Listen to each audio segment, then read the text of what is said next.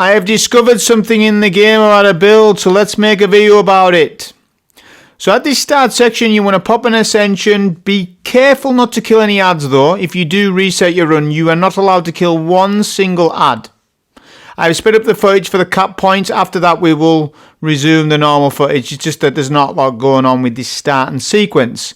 Capture point C by shooting the debris, like so. Then step 2, go to this little cubby zone and then start prepping zone B. But do not start zone B until the Hive VIP target has spawned up.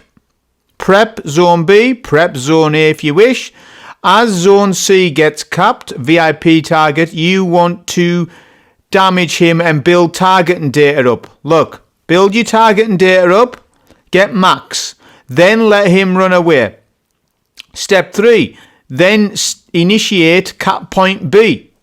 Then swap to sniper mode and then look, snipe the thrall that tried to cap the zone. There will be roughly 6 enemies that attempt this. 4 to 6. It depends. I got 4 enemies. I got RNG. Bless me on that one. But look how we use the sniper mode to quickly deal with that. See? Worked perfectly there for me. Once the zone is capped, pop another Ascension and run because you get amplified buff. And run to the next section. Alright, so now that you've capped C and B, you need to manually cap A, but it is really easy to cap A. You're going to DPS the VIP target called Warmonger's Knight. Just DPS him from the rooftops like so. You should be fine. You're just going to keep sniping him over and over. This Acolyte nearly wiped us there, the damn rogue Acolyte. You're just going to snipe him over and over with the targeting data of Revision 0. Let's talk about weapons. I'm using Revision 0. I'm using a Pearson sidearm, which is Indebted Kindness with Vault Shot Loose Change roll that the Gunsmith gave us last year. And I'm using Storm Chaser because Storm Chaser's OP this season and it's unstop. Alright, you want a weapon that's going to stop unstoppables in this because of their teleporting shenanigans. DPS the boss with your super when you get it. Okay, and then build up your next super because you want a super for the VIP target. Look at the amount of damage we did there with RAIDEN Flux. What I will tell you about this run is I actually saved a bit of time on this starting zone. It actually saves a lot of time capping the plates because of the DPS from RAIDEN Flux, speeding up Warmonger's Knight damage. But it will not compete with Prismatic Titan at the final boss, yes, but I have discovered something with the RAIDEN Flux Arc Staff Super that is going to raise some eyebrows. Alright, so cap point A, you need to kill the Warmonger's Knight, as I've said, get him out of there, get him out of the picture. Then what you're going to do is make sure you got super. I'm going to build it up off these knights because I thought I would get it back off the knight and I didn't. So we'll get it off these knights. Now I'm using Tempest Strike and Ascension. Remember, Ascension now works with dodges, as in Gambler's Dodge. So if you do an Ascension and you have not got your melee, you'll get your melee back. Therefore, Tempest Strike and Ascension synergy. Do you get it?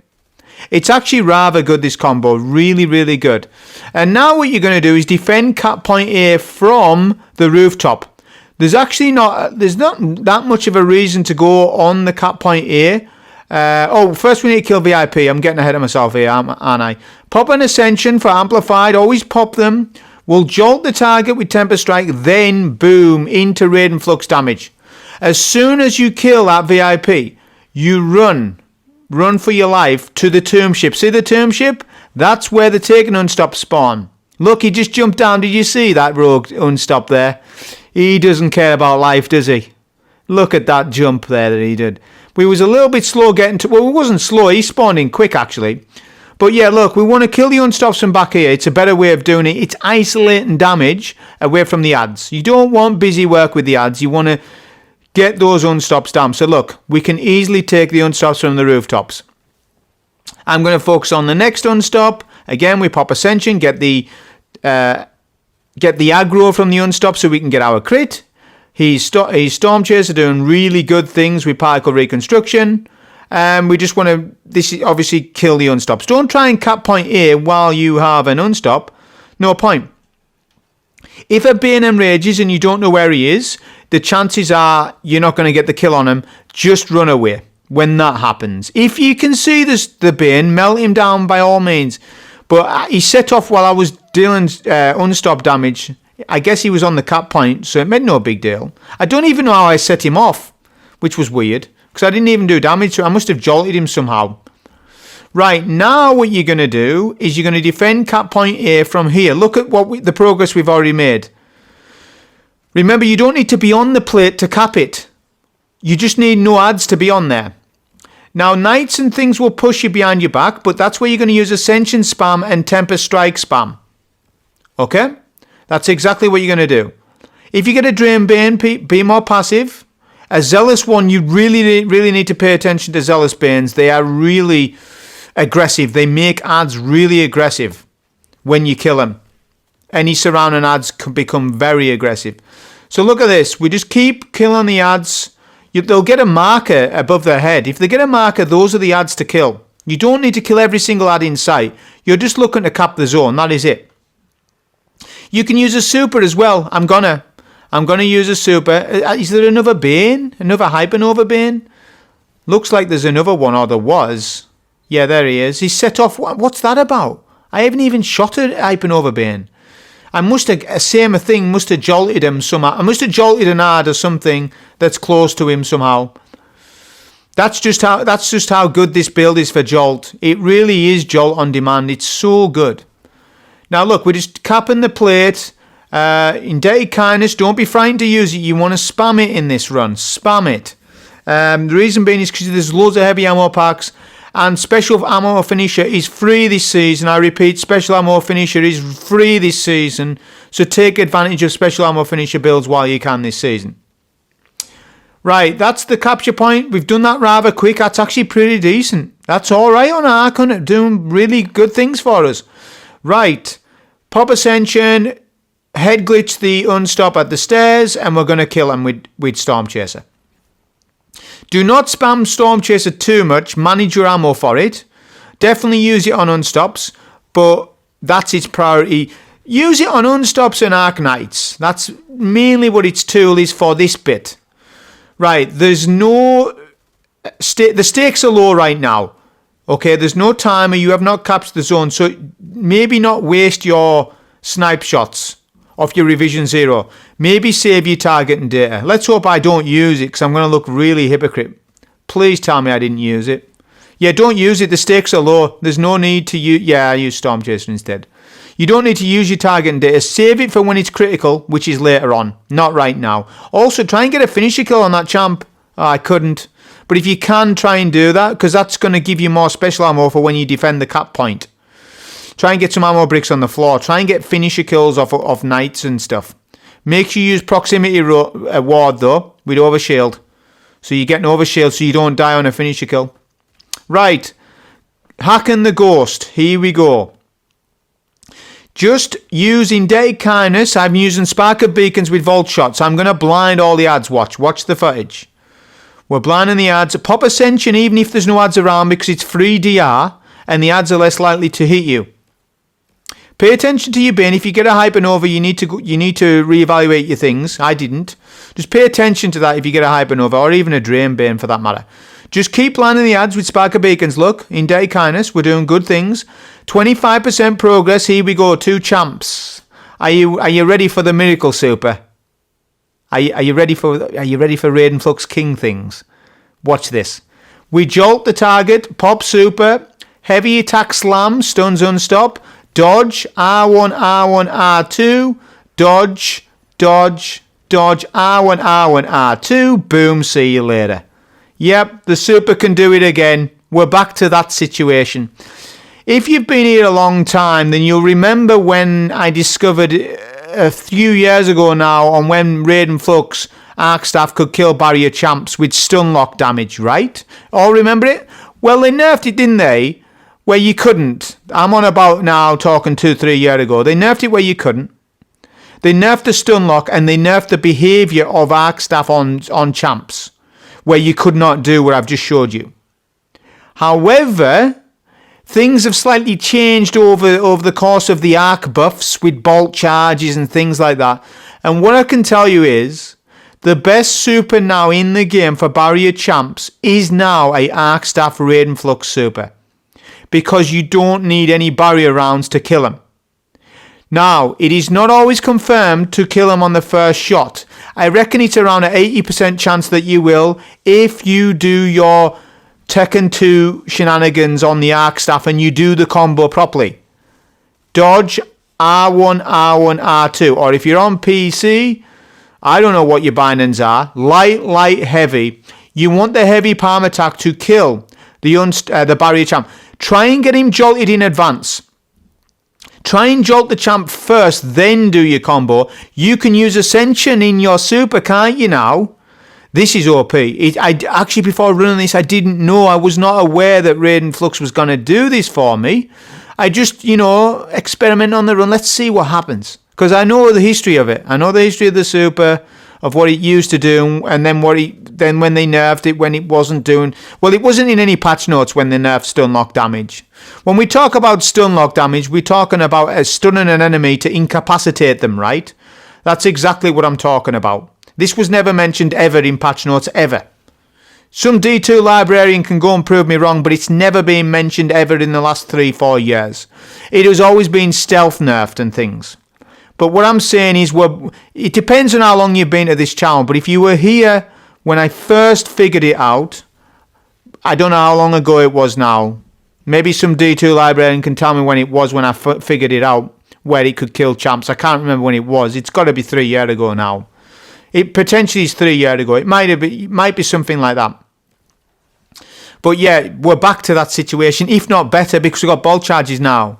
So if you have a max bolt charge stack, that bolt charge will strike the champ when you're doing your damage. Got it? Here we go. Same thing again. We'll jolt the target first, then we'll get a stun. Stun with a heavy attack. Stun with a ground pound. Look at that damage to that unstop. I couldn't commentate it. We've even got a Zealous Bane, the worst Banes in the game. Where's he gone? Dude, we've just melted them. We're on 72% progress. This is unbelievable. I did not expect this to be as good. I was running Prismatic Hunter before this, because I was really wanting to do a Prismatic Hunter run on this. But then I was like, having a little issues with barrier champs at the final boss and things, and I was like, you know what?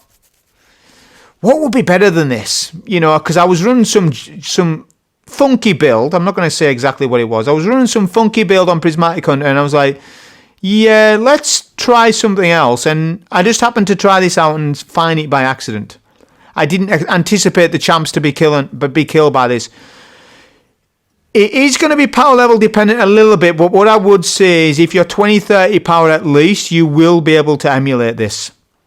Now, maybe at 2025, it's possible if you have a bolt charge stack in advance, you should be able to still solo one cycle that champ. Because remember, the power level scaling in the game is not as harsh as what we're led to believe.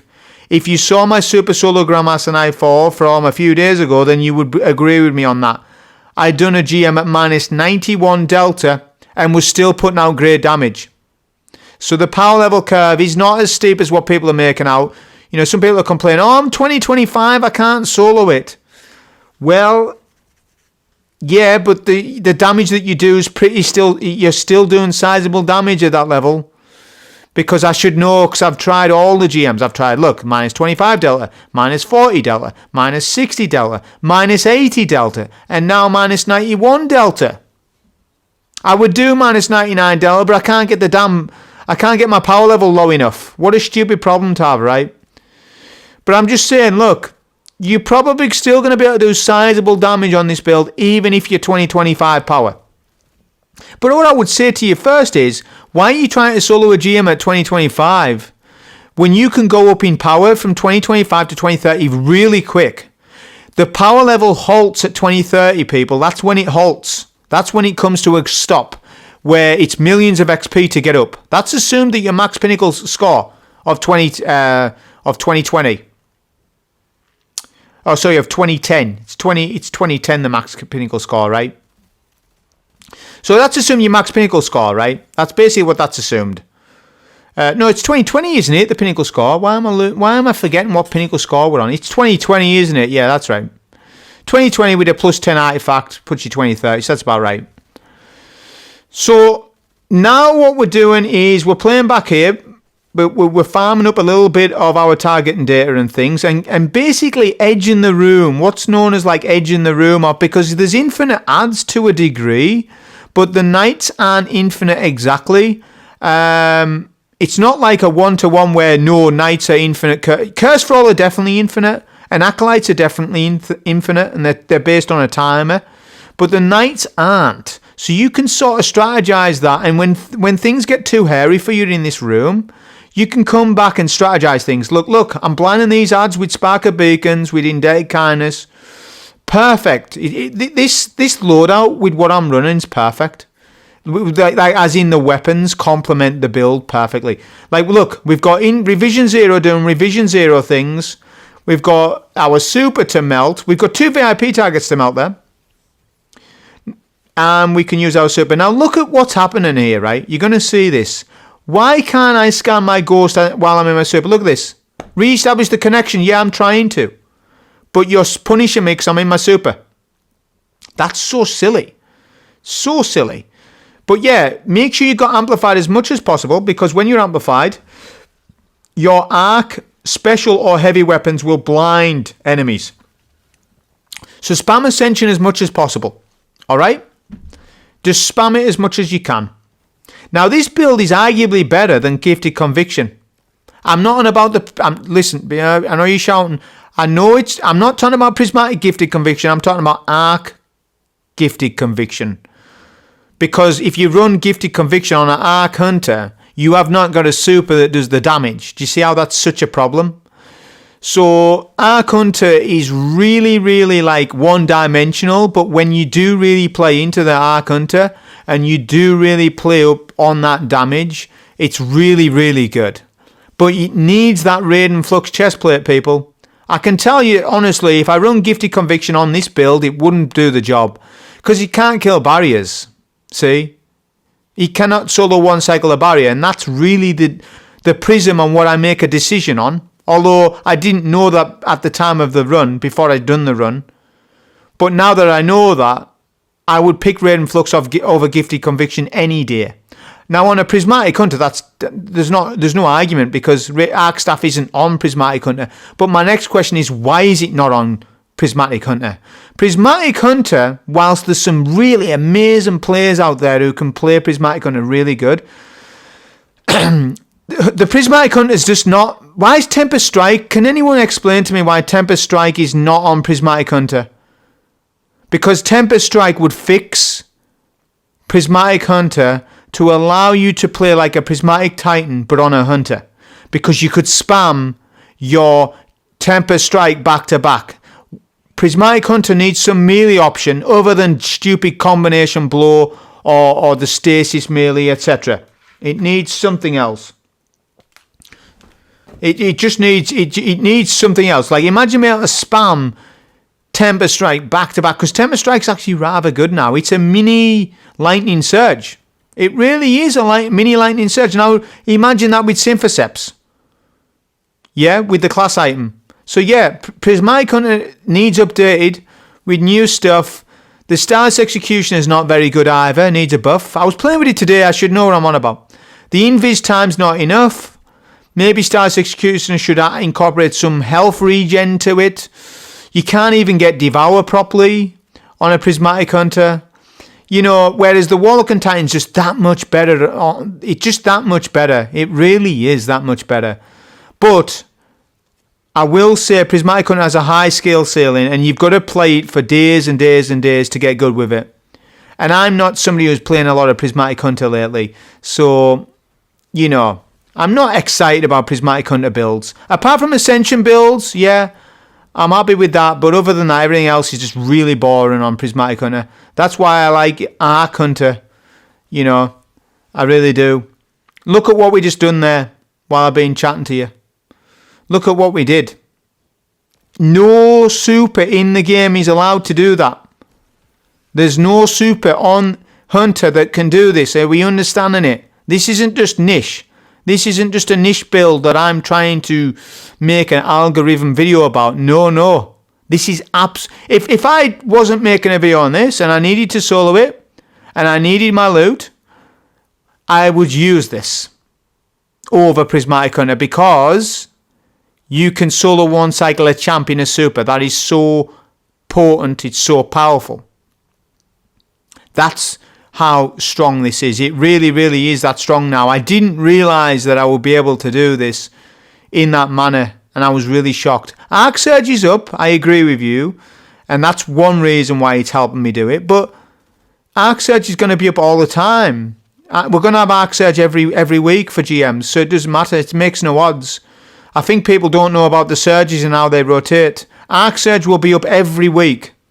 To my knowledge, Arc Surge is going to be up every single week, so get used to it. That's just what that's going to be.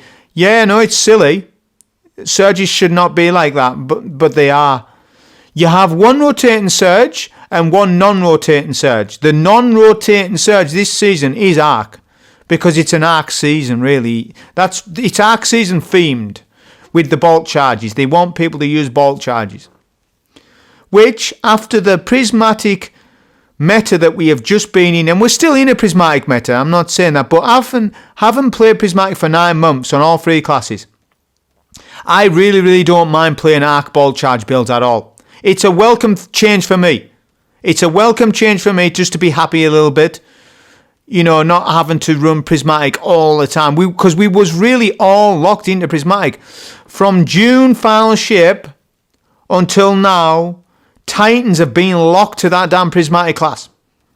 And look at what's happened now. Titans are actually going off prismatic even if it's just for a few activities, they're going off to check ball charge builds. And that's good, because we don't want to be locked into... Nobody wants to be locked into one class. The only people that want to be locked into one class is people who are going for world records. But the game isn't about world records. The game's about a sandbox. Do we understand what a sandbox is? It's a collection of items, and there's a meta within that sandbox. And it needs to be that the sandbox is in a healthy state, and it's in the healthiest state it has been for a while, I'll be honest. Here we go, look at this. 2 pulse grenades to take advantage of our grenade regen. Then we do super. We're going to do it just to see damage.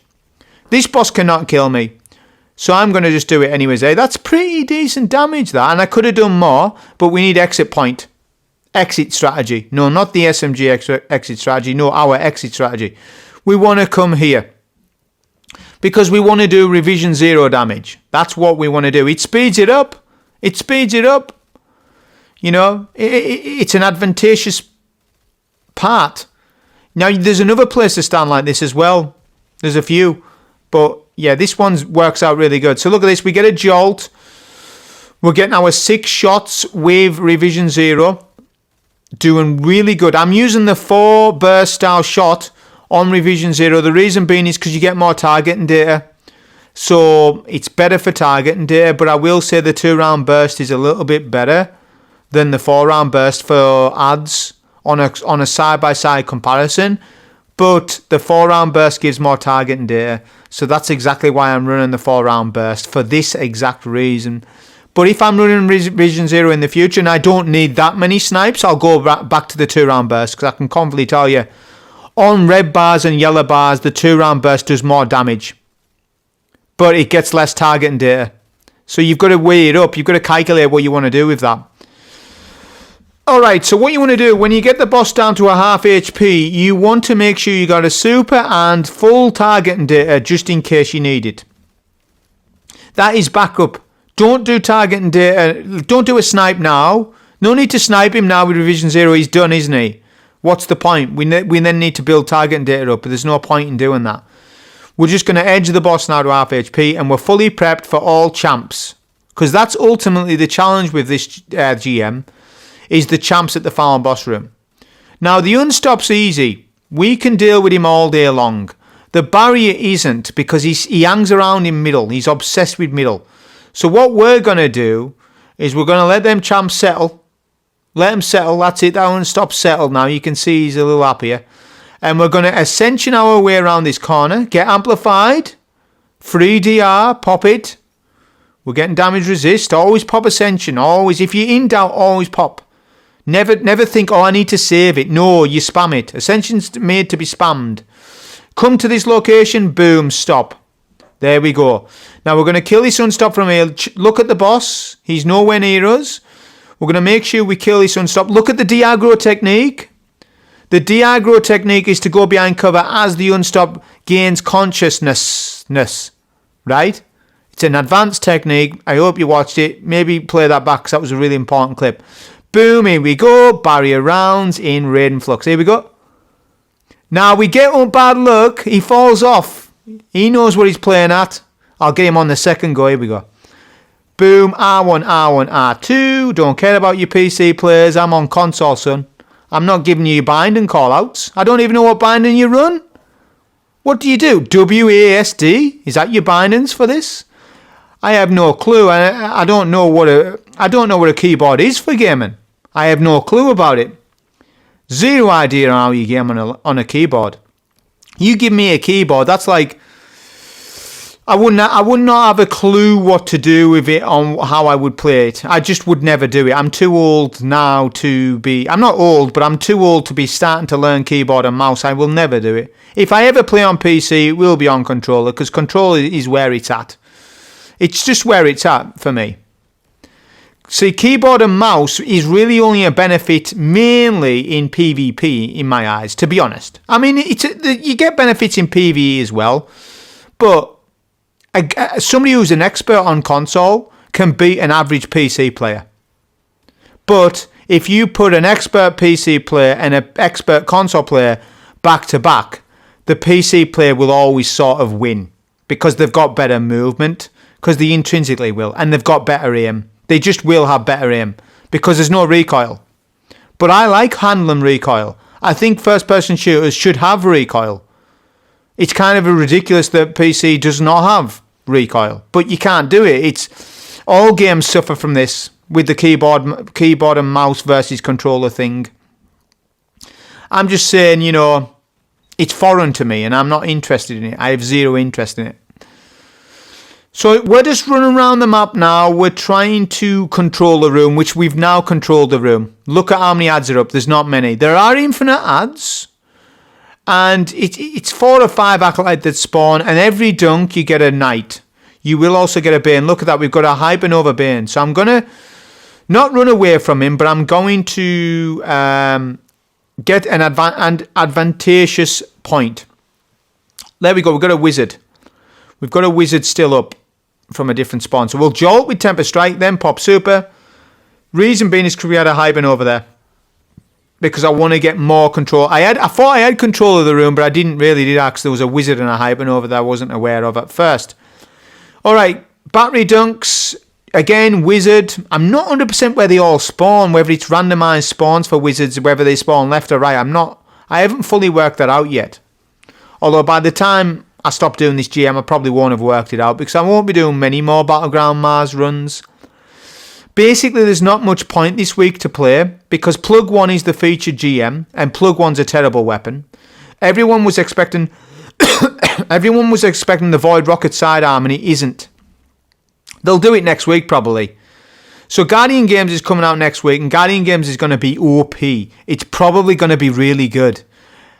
First time I'm saying it, yeah, there's going to be a boss rush mode, and that's going to really make me interested to play Guardian Games. So there's no point to play. You may as well just take this weekend off Destiny. I'm saying it now. Unless you want to play Trials, there's no real reason to play Destiny 2 right now until next Tuesday when we get Act 2. So you could probably take your foot off the gas and just take a break till Tuesday. That's maybe what I might do.